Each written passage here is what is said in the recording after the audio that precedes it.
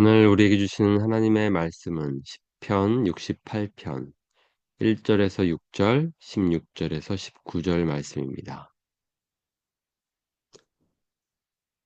하나님이 일어나시니 원수들은 흩어지며 주를 미워하는 자들은 주 앞에서 도망하리이다. 연기가 불려가듯이 그들을 몰아내소서. 불 앞에서 미리 녹음같이 악인이 하나님 앞에서 망하게 하소서. 의인은 기뻐하여 하나님 앞에서 뛰놀며 기뻐하고 즐거할지어다. 하나님께 노래하며 그의 이름을 찬양하라. 하늘을 타고 광야에 행하시던 일을 위하여 대로를 수축하라. 그의 이름은 여호와이시니 그의 앞에서 뛰놀지어다.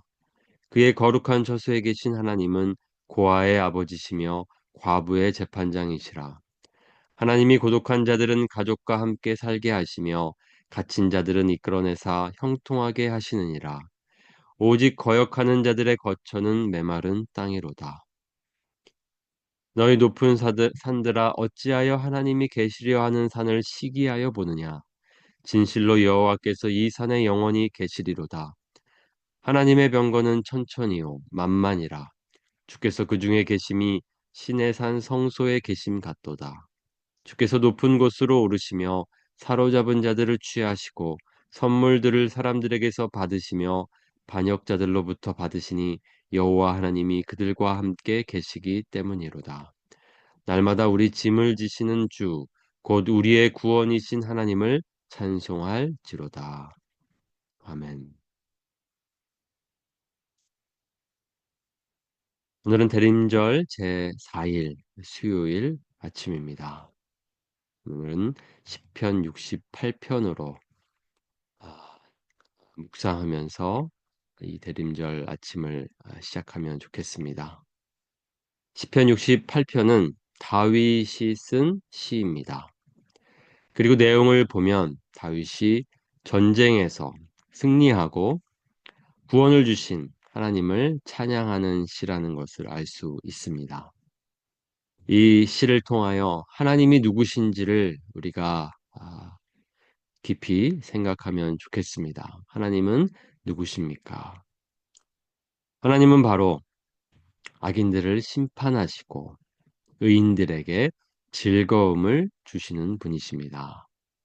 하나님이 일어나시니 원수들은 흩어지며 주를 미워하는 자들은 주 앞에서 도망하리이다. 하나님은 공의로우십니다.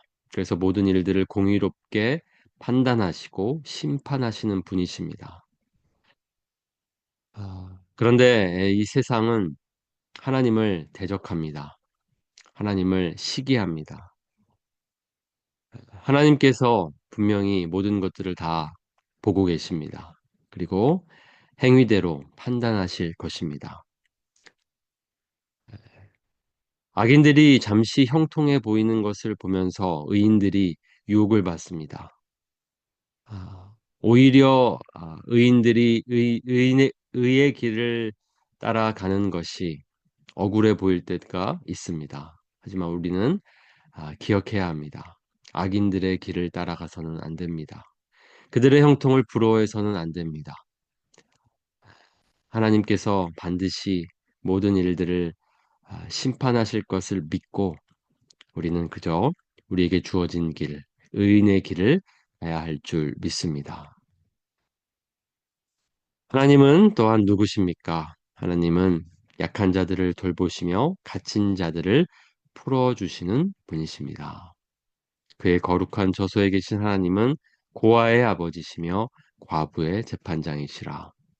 하나님이 고독한 자들은 가족과 함께 살게 하시며 갇힌 자들은 이끌어내사 형통하게 하시느니라.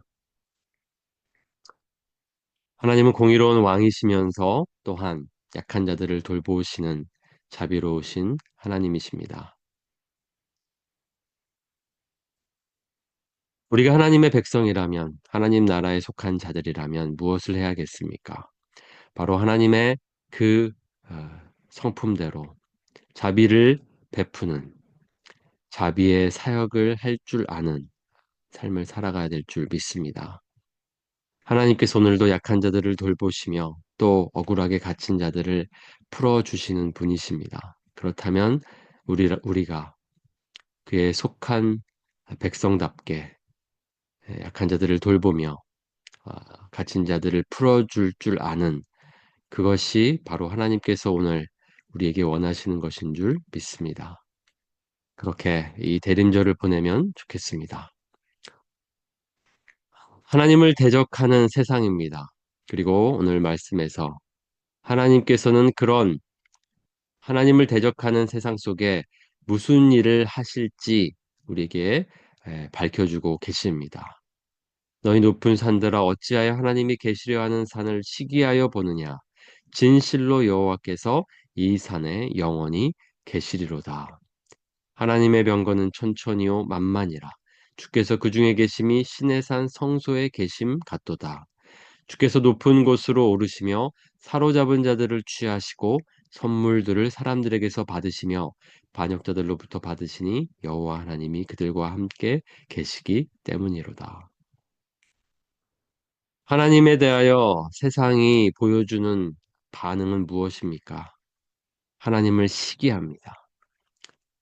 서로 높다고 자랑하면서 또 하나님을 이기려 듭니다. 하나님께서 모든 권세를 주셨고 하나님께서 이 세상을 다스리시는 왕이신데 세상은 그 하나님의 왕되심을 인정하지 않습니다. 오히려 하나님을 이기려 들고 있습니다. 자신들에게 주어진 권세를 잘못 사용하고 있습니다. 마치 이 창세기의 말씀처럼 바벨탑을 쌓고 있는 모습과 같습니다. 그러나 하나님께서는 반드시 그 모든 일들에 대하여 심판하실 것입니다. 그리고 오늘 약속하십니다. 주께서 높은 곳으로 오르실 것이다. 산보다 높은 하나님이십니다. 아무리 산들이 높다고 서로를 자랑한다 하여도 하나님보다 높을 수는 없습니다. 하나님을 대적하는 세상 가운데 하나님께서는 친히 임하실 것을 지금 말씀하고 계십니다. 그래서 결국 오히려 그들의 에, 이 찬양을 받으실 것을 지금 말하고 있습니다. 반드시 그렇게 하실 것입니다. 그 일은 어떻게 이루어질 것입니까? 하나님께서 바로 예수님을 통해서 우리에게 임하신다는 것을 약속하셨습니다. 여기 모든 산보다 높으신 분이 누구십니까? 바로 예수님이십니다. 왕으로 오신 예수님, 그리고 왕으로 오실 예수님. 바로 모든 산보다 높으신 분이 임하실 때가 올 것을 두고 말하고 있습니다. 볼지어다 그가 구름을 타고 오시리라.